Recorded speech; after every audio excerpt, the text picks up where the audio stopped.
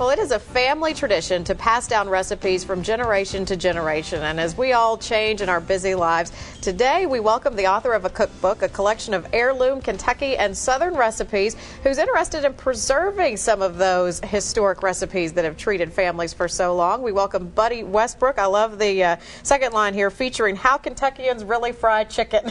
That's a nice title for it. Yes, Colonel Sanders was a friend and a good bit older, and he learned that he had to use a pressure fryer to get the chicken cooked in time to get it on the table in a restaurant. At home in Kentucky, we do it differently, and this has the secret recipe there. Well, tell us about your interest in collecting some of these popular recipes and how you came about writing this cookbook. Yes, I was so excited.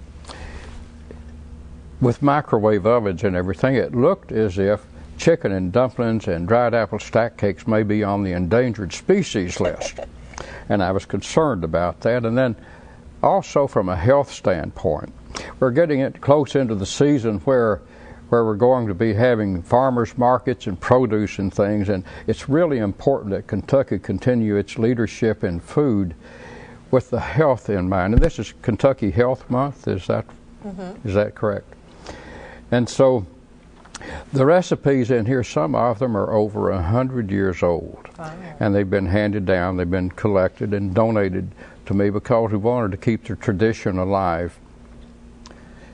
Wonderful. And you have brought an example of what you tell me is one of the most popular recipes. That's right. It's the dried apple stack cake. It's sugar-free, it's organic, and it's sweetened with sorghum molasses. And it's food fit for the gods. People that have never had it before now say it's their very favorite cake. And this one is one that stood the test of time? And yes, it's over 200 years old. Our ancestors would have died if they didn't have refrigeration. And so they had to learn to dry apples and beans, and that's where we get shucky beans. Bill Best, the doctor down in Berea, does the heirloom seeds and that sort of thing.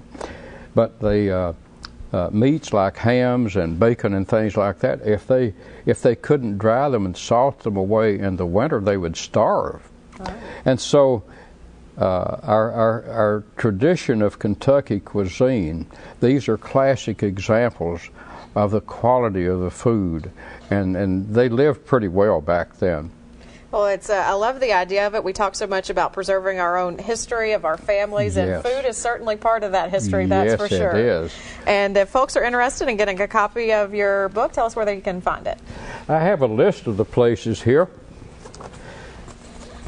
Okay, we got that there. Yeah, Joseph Beth is a popular one. Benedictus Bookstore. The Horse Park. And Kentucky Proud downtown Rupp Arena. And Morris Bookstore.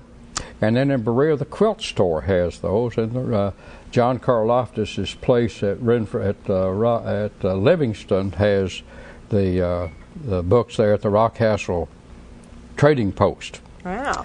Well, thank you so much for taking the time to share this information with us and our viewers. And here's the name of the cookbook again, a collection of heirloom Kentucky and Southern recipes, How Kentuckians Really Fry Chicken. And you've heard Buddy mention where you can get it, and we also have his website listed there at the bottom of your screen if you're interested in learning more. We are sure me and Mary are going to try this after this. Well, I hope you enjoy them. Well, thank you so much for making the trip and bringing that to us today. Yeah. We appreciate it. It's been a pleasure, and I appreciate your hospitality. Glad to have you. We will be right back with one last check of your forecast.